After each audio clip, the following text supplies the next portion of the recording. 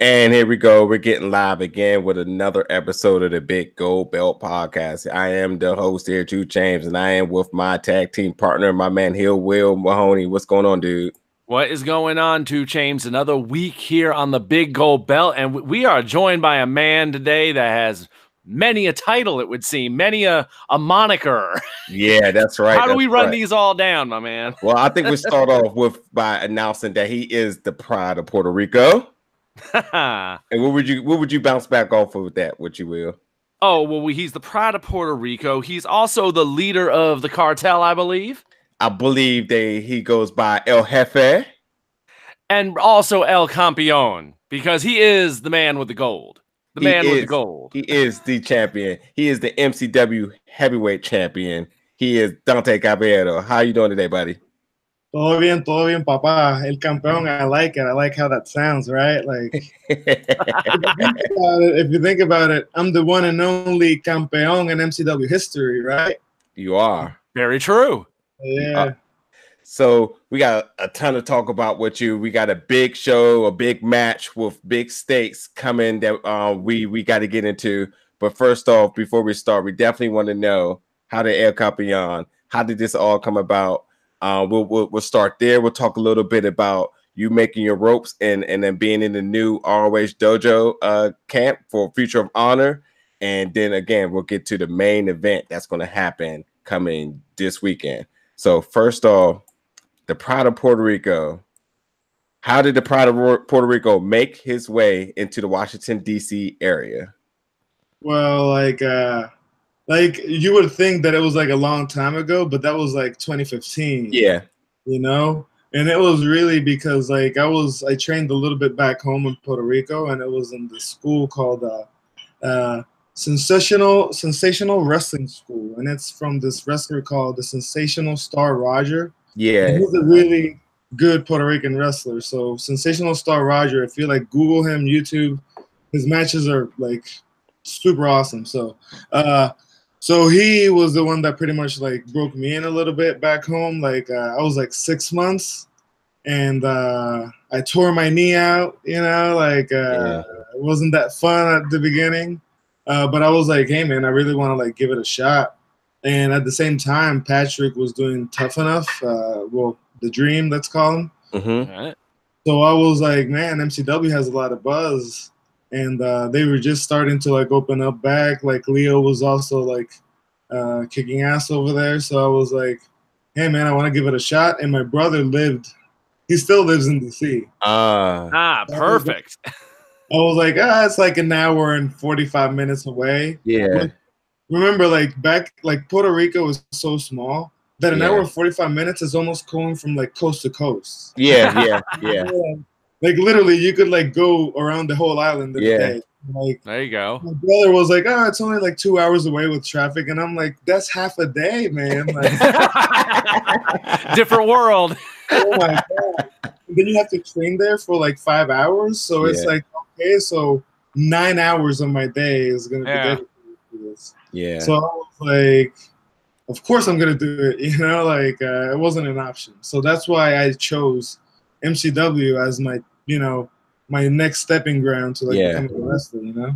There's a lot in there to break down. I mean, first off, a knee injury. Anybody that's any form of athlete knows that knee injuries can be the ultimate deal breaker there. And I can imagine saying, I shredded my knee. Okay, but I'm going to jump ship. I'm going to take the journey and just start at a new territory. I mean, do you feel like there was unfinished business back in Puerto Rico, or you just knew that this was just the calling to move forward? Well, the way that I saw it was like I tore my knee, and in my head I was like, well, that's a sign. I'm done. Yeah. Like, it's not for me. But while I was like doing rehab, number one, I like really like did my research and like looked up like doctors that would like do surgery on like baseball players back in Puerto Rico and stuff like that. So I didn't just go to the first guy that that guy has a knife. Let's see if he can fix me up. No, like I was research, and when he fixed me up and I did some like rehab, and he was like, "Oh, you're progressing like pretty quick." And I asked him like flat out, like, tell me honestly, do you think if I like recover, do you think I can wrestle? And he was like, to be honest, I don't see why not. You know, like I've seen people like tear their shoulders out and I do surgery, rehab, and they're like throwing like 95 miles per hour afterwards. So he told me like, if I keep at it, then why not? So I thought, so if I'm gonna do it, like the thing, Puerto Rico is such a bubble. Like the biggest star in Puerto Rico is still gonna have trouble getting noticed back here in the States. Yeah. So, you know, there's like a saying that there's like a Puerto Rican rapper that he says like, oh, if you want to like play in the big leagues, you got to go outside, and that's pretty much like saying like you got to leave if you want to get noticed. Much. So that's why I was like, oh, if I'm gonna actually go back after the knee surgery, I'm gonna do it like full on in a place that I can actually get noticed and stuff like that. What about the toll of you know, of the journey and having to leave your family behind? How does that play a factor into this? Well, like in the beginning, like it was weird because like at first, like you know, it's a weird thing thinking like, because I was in college back in Puerto Rico, and I actually have a bachelor's degree in like molecular biology. Yeah, wow, that's impressive. The plan was gonna be I was gonna like study to be like a surgeon or a doctor. You know what I mean? So while I was in college, I really didn't feel like, man, I would kept getting distracted watching wrestling. You know, like I would be like, oh, I have to study for this test, but let me watch these 3 matches before that. You know, like stuff like that. And I just, and in Puerto Rico, it's so hard to get into wrestling that when I finally actually got in, like I was amazed by it. You know, like so after pretty much I tried for it for like 6 months and tore my knee, like. I almost fell in love with it, and I was like, I gotta like give it a shot, you know, like because in my head I think about it, hey, I could still like, of course, if I don't like have brain damage, I could still like be a doctor in my 40s, you know, right? Yeah, and definitely retire good. He's still there. You know what I mean? Like I can still do this. All I need is to be smart, like, but my body's not gonna be there when it's 40, so that's why like. Went full on this one. Yeah. Well, the one thing you surely have on your side is some of the toughest athletes come from Puerto Rico. So it's in all sports too, especially boxing. Miguel Cotto, Felix Trinidad, Marquez. You know about him. I'm happy that you know about him. Yeah. Yeah. So like, yeah, there's no doubt that you are built for it for sure. Yeah, and the rich history of wrestling down there between the Colones and like Savio Vega. I mean, I'll go all the way back to the 80s. I mean, geez, WWC. That Puerto Rico's always been a blood and guts territory. So the guys that come from down there, they don't play. You know that. It's really like that's what I liked about it, you know, and I feel like I've brought a little bit to it, you know, like of course, since I've been training over here, I have. If I would go back, I would really want to go back to like also like training that style because that's a different like realistic kind of way. Mm-hmm. Like it's a street fight, you know. Yeah. I mean? Like it's like there's nothing fancy, nothing's gonna look anything like nothing. It's just gonna look rough and tough, you know. Yeah. So, stuff that I was raised on, you know. Based on your training and your time did wrestling, could you kind of depict what is the scene out there? Well, man, now it's like really growing. Like back when I started, it wasn't as big, I would say.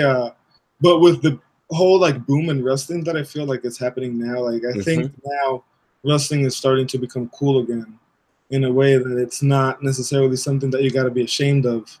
It's mostly, if anything, it's something that people have in common, and they're like, oh, you know also about this guy? Oh, yeah. You see somebody with like this shirt or something, and instead of like being shy about it, you actually like go up to him and you like, I don't know, scream a catchphrase.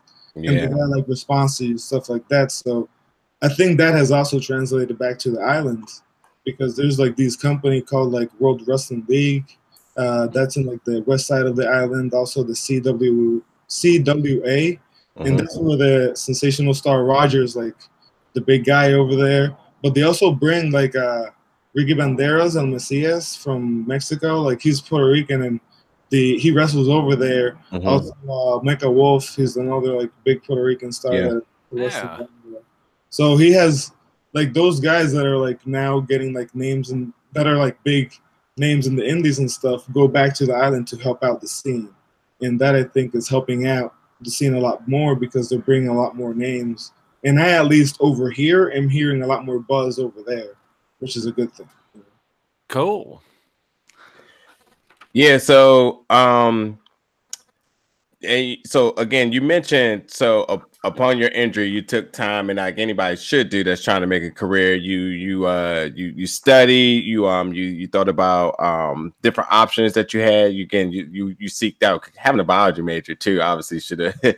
It just makes sense here. Somebody brain who's just constantly working, even on the shelf at the time. You seeked out good medical treatment. But you mentioned, so upon seeing Patrick Clark, aka the Velveteen Dream, who was at the time on WWE's Tough Enough, which is their like developmental reality show, I think we can classify it as. He's trained at MCW, right up the street from us. And you mentioned that, you know, a spark in what he was doing gave you the idea, like, hey, I can do this. Obviously, it made sense. You have your brother in town as well. And then you've also mentioned in the past, and in other interviews too, that and I guess this was like surreal. Like, how can all this all be together, just all working out for me? Like, not only did they have Patrick Clark, who's on WWE at the time, they have, you know, big names such as Lio Rush there, Mickey James had trained there, and Lita trained there. All people that you grew up watching, and they're all in one central place where you can either, you know, gain experience from them, but actually train on the same grounds as them. So the MCW was a no-brainer for you. Exactly. It was amazing, you know? Yeah. So what was that initial conversation, the interview process, speaking with management and head trainers at the time? What was all that like for you? Man, like, it was surreal. Like, we had an appointment. Like, me and my brother both started training there together. And we both went to the appointment to, like, you got to, like, have an interview. And I don't know if they try to, like, talk you out of it or try to talk you into it. Like, I don't know. How bad do you want? You know, like, but in my head, I was already, like, decided. You know, like, in my head, it was like, I could give you the money right now. Like, you don't have to talk. Like, you can, like, just shut your mouth. Like, here's the money and where to go. Like, like a true pride of Puerto Rican. Man, like, I was into my brother. He's like the smart one. Like, he's the one that has like a, you know, more like a mindset. You know, like, he's a cooler head. So let's hear him out. Let's see. Let's find the structure of the scheduling. Like, how do we get to it? And I'm like, no, man, we'll figure it out, man. Like, ready to dive in. Yeah, like, of course, like, and the thing is that, like, of course, back home, I've been like working since I was like 15. Like, I would like work in like a grocery store doing this, or like I worked in like in a bakery shop, like doing like breakfast sandwiches and stuff. So I always like had like money saved up. So when this moment happened, I was like, I guess I was saving it for this, you know? Like, so it was one of those situations. I was convinced by the time. So and speak a little bit about the management of MCW and kind of the influence that the influence and obviously the advice they gave you upon wanting to embark in this career. Well, they flat out told me, like, most likely you're not gonna make it. Like, okay. You're most likely gonna like, do you have a relationship? If you do, it's most likely not gonna continue. If you have a good job, stay with it. Don't quit your good job. Like, it was stuff like that. They were like, that's what I mean. Like, I don't know if they were trying to like talk me out of it or like talk me. I didn't understand. Like, they were like giving me so many like bad like scenarios. Right.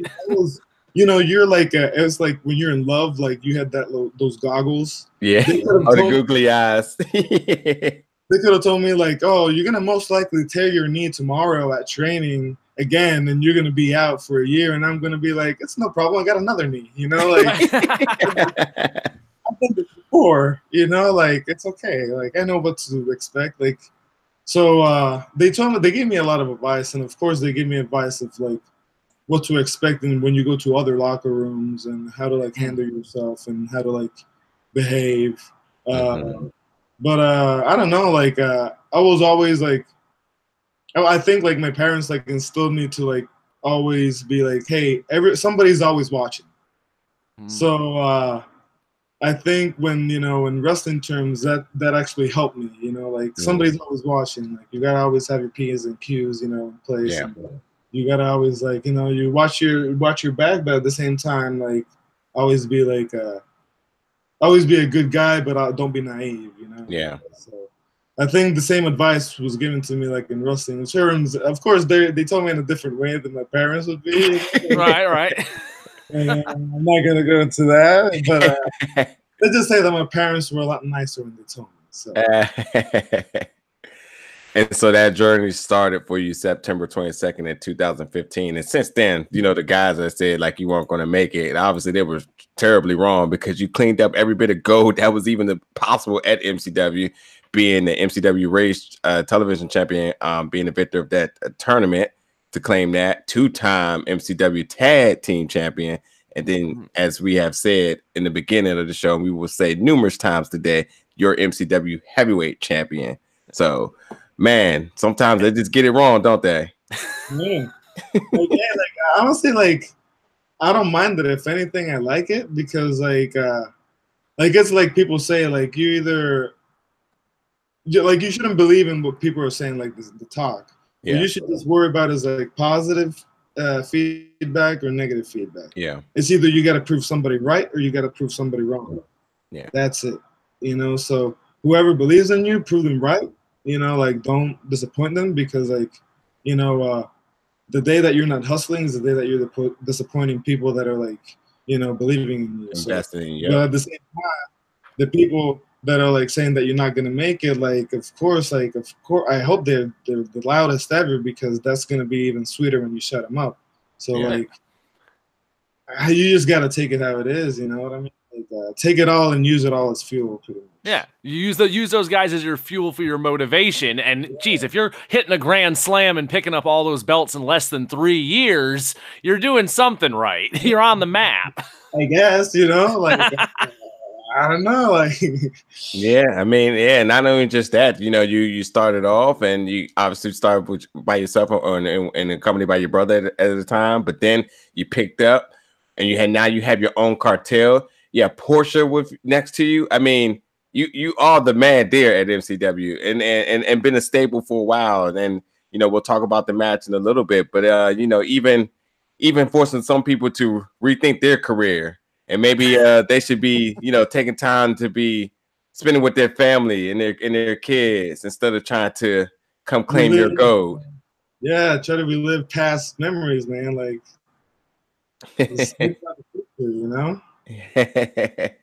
So, what was the point I was about to get into? Something that just crossed my mind really quick. Okay, yes. So, now.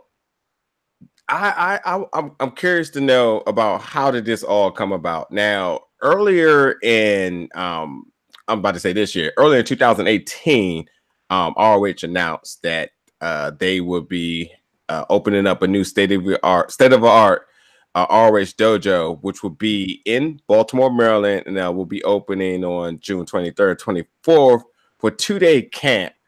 And this basically, which will be the dojo will be partnered with some of the best professional wrestling schools from around the country, and that included the Monster Factory, MCW, and so on. But also too notably that it said that you've also attended an ROH trial. I'm just want to know, is this synonymous or like basically how did this announcement come about and how did it affect your career, considering that you were working?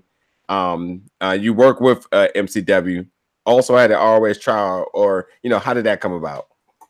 So pretty much what happened, I did a tryout, if I'm not mistaken, I would say the summer of 2017, and I was really new.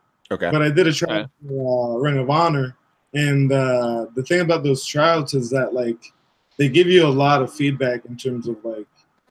They give you like pretty much like, oh, like this are like the strengths that we see in you. These are the weaknesses that we see in you. So that way you know what to work on for next time. So I did that tryout and it opened my eyes, and it also gives you a good like, oh, where do I stand in terms of like, like where am I at compared to like other people?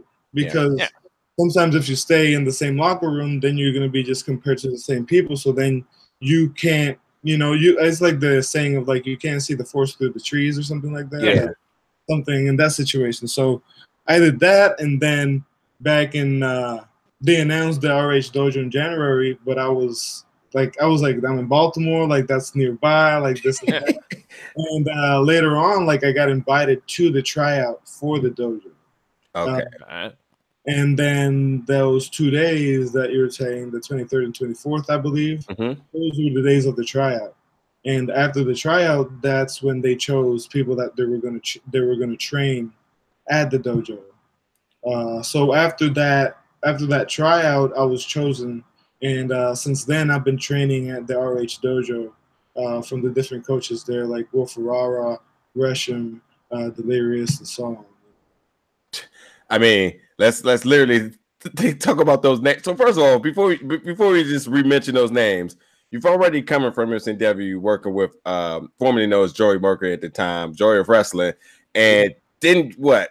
So you go from like really good to like top tier of the best of the world here. Will Ferrara, Gresham, like how do you take all that in? I know, like it's surreal, like, and remember, like I think that was not too long ago, like that was a year ago. That was what, like almost 6 months ago, 7 months ago. Yep. Yeah. 2 years before that, I just started training. So like for me, it has just been like I'm just going with the flow. I'm like, I'm like in a canoe in a river. You know what I mean? Just chilling out and seeing where it's Except that current's picking up and it's taking you places. Of course, I'm holding on, but like it's a fun ride, of course. Like, and of course, now you like get to be like a more. It's easier to network. You know what I mean? Like you're in front of more people, you're in front of more names, and they get to know you. Like, and not only that, but you can be in the same locker rooms as they are, so you can like pick up their brains and like see like what they do and what works for them, and and you can just pick up stuff by like it's like I don't know, like Ditto from like Pokemon. You just like copy stuff and like you just or like I don't know, like Cell, right? Like Dragon Ball Z, you're just like stealing stuff, like that's pretty much how it is. Okay, guys. So at this moment now, we're going to shift from not talking about wrestling to Dragon Ball. Anybody that knows me knows that is a thing, and this podcast can go from potentially an hour to 5 hours if we need. Oh, yeah, like I can talk Dragon Ball all day. So look, let me Dante tell you. Said the magic words. Let me tell you how funny this gets right here.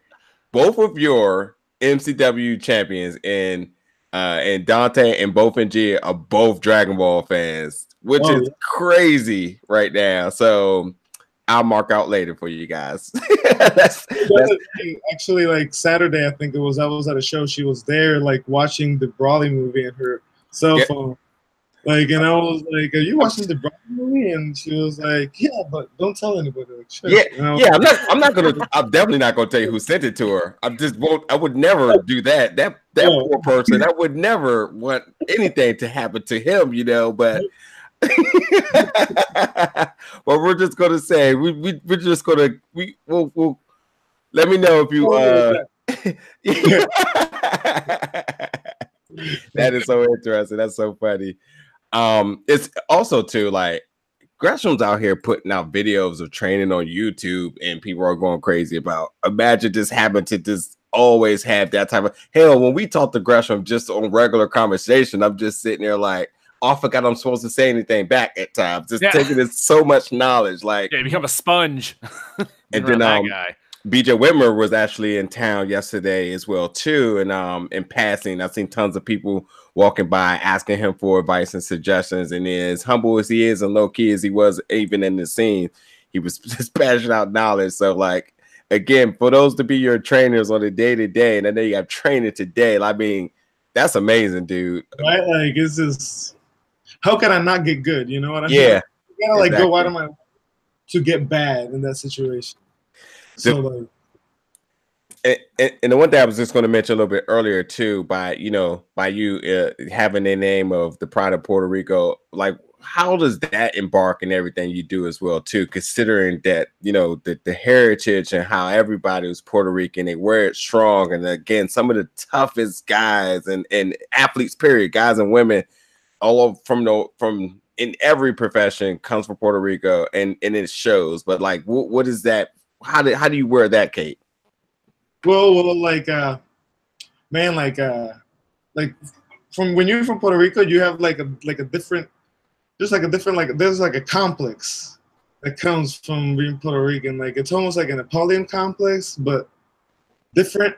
I don't know how to explain it, but you always feel like you're always like swimming against the current, or like people don't expect much from you, or I don't know if that has to do with that. Like we're a colony, so like we're like property of, but we're not necessarily included as. You know what I mean? Like it's so. I think that always, like, you can see that in like different like Puerto Ricans in a way, that kind of attitude of like, is like, oh, okay, like I'm gonna show this guy. Or is I don't know, it's like an automatic chip in your shoulder right when you're born, or something like that. Like I don't know if it's like I want to say positive bitterness to it, just to like, put a spin to it. So like when I call myself the pride of Puerto Rico, it's because of that, like just because like because that's what I'm trying to go for. Like really what I want to do is I want to create like a legacy, you know, like I want to create something that outlives me later on. So I want to have something that I'm proud of. And like I said, like I was studying molecular biology, but up until now, I don't think I've ever felt as more proud of what I have been doing now, you know, because I feel like I'm living out my dream. I'm hustling. It's not easy, but at the same time, I'm doing it on my own, and I'm doing it my way, and I'm actually like pulling it off, you know. So like, I think that's the kind of like thing that I want to say I'm the pride of Puerto Rico because of that, because like that is. Like being Puerto Rican is not just necessarily like, I see it as like, oh, that just means where you're from. No, that means like you're like a hungry, bitter, small pit bull that you like you know, like I see a big guy, I always think about like I've climbed bigger palm trees than that, you know what I mean? There you go. So that's the kind of attitude that I think is like, I think that's why all like Puerto Ricans are like in your face about like what they're proud of where they're from. And I think it's just because of that, is like, oh, like that doesn't only represent where we're from, but who we are and our attitude towards, you know, life, pretty much. You know? You're definitely putting in the work. I mean, this weekend alone, Friday you were up at the Monster Factory with Ken Dixon, doing the Future of Honor thing up there. So you're putting in the reps up there. And then Saturday you were at Primal Conflict in a 4-way with your former partner, Joe Keys, I see. And Dirty Money and Chuck Lennox also in there. So you're down in West Virginia for that. Yeah, like it was man, Joe Keys really didn't let me get that one, man. But I did not get pinned. I did not get pinned, therefore I did not lose the match. Therefore, as far as I can see it, I was second place. Right. Because of course, you know, the first place guy is the one that pins, and the last place guy is the one that gets pinned. There you go. I believe that's how it works.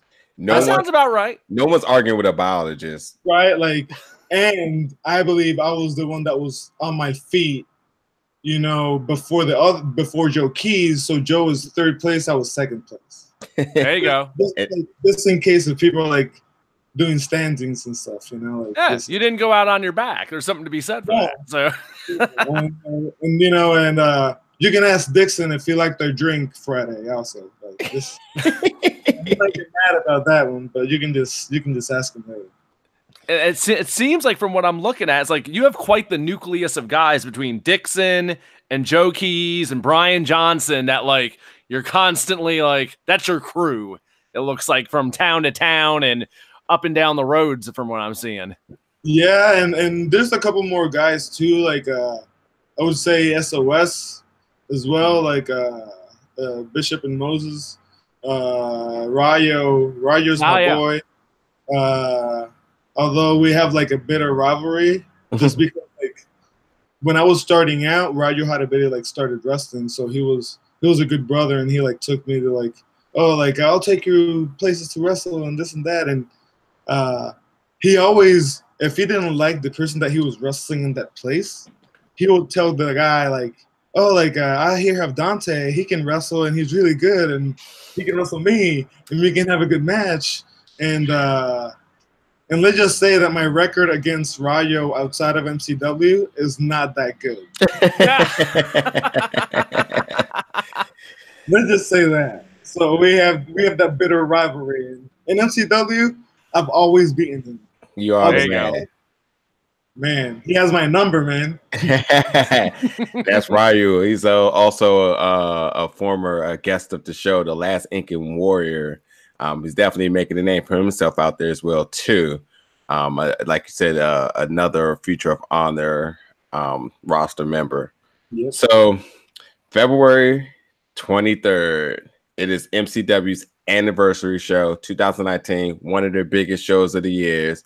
And we have the MCW Heavyweight Champion, which all the stakes are on the line. This is going to be MCW's, it is their main event. It's going to be their big match. You'll be alongside of Puerto. You will be facing the Bruiser. Now, you guys are no strangers to each other. And obviously there's no love lost between you guys. Obviously, you won the championship from him back at the Shane Shamrock Cup. This was back in July.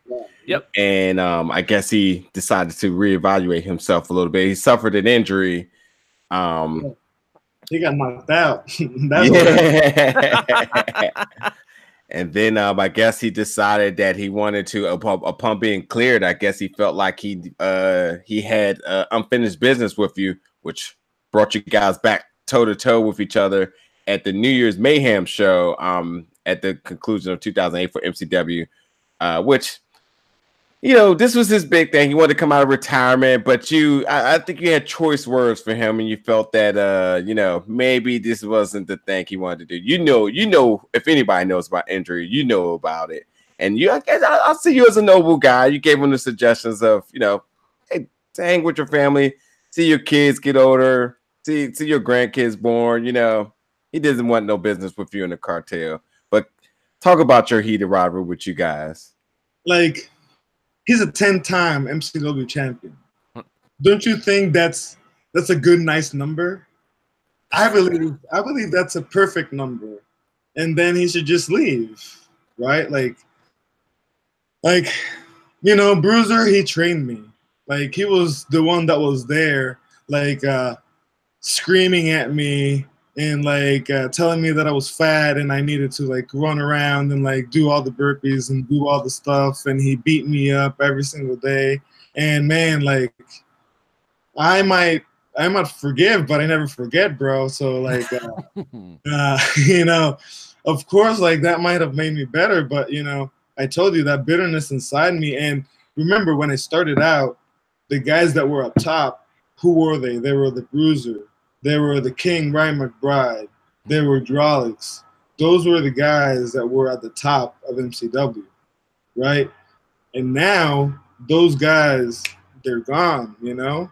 So right now, Ryan McBride, he's still around. And Hydraulics, you know, Dixon took care of him, you know? And I thought I had taken care of the Bruiser. Like me and Dixon actually, like he actually paid around for, of course he paid like Bush Light. Like, spare no expense. I don't get it. He loves that. Like whatever. But he was like, hey man, like I took care of Hydraulics, you took care of the Bruiser, like here you go. And you know, I drank that cheap beer, but whatever. But and then after that, it was just gonna be us. Like the guys that were like trained by the Bruiser, we were gonna be supposed to be the ones that were like running shop and, you know, taking care of business. But then Bruiser, like, I don't know if he like felt bitter that he was like behind the scenes and like he wasn't able to like take off his shirt in front of like single moms in the crowd. I don't know what it is. Like, to be honest, I don't know a reason, but he decided that he wanted to come back. And it's unfortunate, you know, like because like when you come back, you don't want to like come back to fail, or you don't want to come back to like, I don't know, like be a disappointment. But unfortunately, that's what's gonna happen. Like that's what's gonna happen. Like he's gonna come back and he's gonna prove that he shouldn't have come back. And then what's it gonna be? So like at least before when he like got knocked out because you know I knocked him out and I beat him for the championship, at least, you know, it was a noble ending, right? Like it was like, I don't know how they say, like he was riding into the sunset, you know, like he had his last hurrah, and he's good, you know, like it's, I don't know, he could have just gone away like that. But I feel like it's almost like, I don't know, like the Fast and the Furious movies. It's like, when is it enough, man? Like, come on, like you were saying, 10 titles, and absolutely the Bruiser is like a legend of MCW, one of the cornerstones. It's been carrying the promotion forever, yet now he wants title number 11. So it just keeps going and keeps going, despite the cartel and all you guys trying to be the next generation of MCW. We're right now the foundation of MCW. Like right now, if you think about it, we're like that base in that house that everything is like very built on top of. You know, like what we do is pretty much what everybody's, you know, talking about when we talk about MCW. So like when the Bruiser comes in to like try to destroy that, like it's a little bit like disrespectful. You know what I mean? Like it's like, come on, like what do we have to do? And you know, like he has not been treating the cartel really nice. Like he has been beating them up, like in a way, like some of those, like I've been having to pay like chiropractor, like I don't know, like some of them have their like neck pains. And the bull, like he can barely walk now, but he couldn't walk before. But you know what I mean? Like you got a doctor on the payroll. I get it. I know, man. Like he's like bleeding me dry. Like I swear. Well, speaking of this, so it's not just a regular match this Saturday for the MCW title at the anniversary show. It's a Stairway to Hell match. So the stakes are, it's not just the title. The stakes are a little higher this Saturday. So what exactly is Stairway to Hell, and what exactly are you up against, champ? So there's going to be weapons hanging around the ring, and those weapons can be used for the whole match. So I'm sure Bruiser is looking at it as like he has so many opportunities to like make me humble and to like make me pay for, I don't know, his insecurities, I guess. But he's going to use those weapons to try to like, I don't know, try to beat me. But at the end of the day, I think he's distracted. I think he's not focused. I think he's focusing on too many stuff at the same time. He's coming back. I'm sure he's not 100%. Because like, you know how concussions can like just come back to haunt you. Like I've had concussions before, so like he does not know if he's 100%. So number one, he's coming back out of retirement. He doesn't know if he's well enough. Then he has to deal with the cartel, and then he wants to get his revenge on me because I was the one that almost like. He's not going to be focused on the championship, and at the end of the day, it's we win via pinfall or submission. That's it. So hopefully he is dumb enough to be predictable and to try to be the same old Bruiser that is going to go there and he's going to just wreck everything, destroy the whole ring. We're going to fight in the crowd. He's going to take my boys and throw them into, like, I don't know, the stage. I don't know what he's going to do to Portia, but I might tell her to just stay in the back or something. I don't know. She can hold her own. She's the stuff as they come. No, I don't know. I'm going to tell her to, like, bring her, like, extra long nails that day. Maybe she but let's think about this, though. This is your element here. You have the cartels, and we know the cartels, they pack. You are a pack. So having weapons at leisure and you being the foundation, you are in your element. He has to approach you. He has, have to build the mindset, the mental capability. He has to see if the endurance is back up to par. You know, there's a lot of reasons why this match totally favors you, and I can only imagine, you know, being on the opposite end. No, but like, I'm sure he's nervous. You know, I'm not gonna say that I'm nervous because that would not be true. But the thing is that, like, I understand that there is a fire lit under him. Like, I know the Bruiser now, since he knows this might be his last run, like, I know he's gonna go full throttle. But at the same time, if I'm the guy that beats him full throttle, then what does that say about me? It only takes you to the next level. Exactly. So I want him to be all fired up. I want him to be all mad. I want him to have in his mindset how many ways he's going to punish me, how many ways he's going to humble me. Because after the match, after he's laying on the ground and I'm standing over him with the championship on my hands, there's going to be no doubt who's the better guy. There you go. There's a lot of moving pieces involved in this, between the weapons, between the cartel, between the Bruiser comeback, trying to hold on to the glory. Home field advantage. Yeah, between Dante Caballero trying to cement his legacy. Yep. Saturday, February 23rd at Joppa up in Maryland at the MCW Arena. Yep. There is a lot going on here, and I think we're gonna have one of two things happen. Either you're gonna vanquish the Bruiser and send MCW into its next era, or we're gonna have an 11-time champion, it looks like. But either way, it's gonna be a big night up in Joppa this Saturday. You're gonna have to come by and just watch it happen. I promise you, just be aware, like, just be careful where you're sitting at. Like, I'm just gonna say that it's gonna be rough. And if you are still trying to get tickets for the show, you can find those available at mcwwrestling.com or at MCW Wrestling on Twitter for all your information and so forth. Yeah, and there's more than just that. We should let people know that in addition to the big main event, big stars up there: Christopher Daniels, Frankie Kazarian, WWE's Lillian Garcia, all also going to be in the house this Saturday up in Joppa. Bell times at 7:30, 1000 Joppa Farm Road. And I know we've both been up there before for MCW. You go to the shows up in Joppa. It's a lot of space, big room. So, and with the way this match is going to go down, they might be brawling all over the building. Yeah, so that space might be coming handy. Yeah, choose your seats wisely, and if not, make sure you're able to be a little agile to move around a little bit, because it's going to be one hell of a main event that goes on coming February 23rd. So before we get out of here for today, I definitely want to know, do you have any closing words for the Bruiser, MCW, anybody?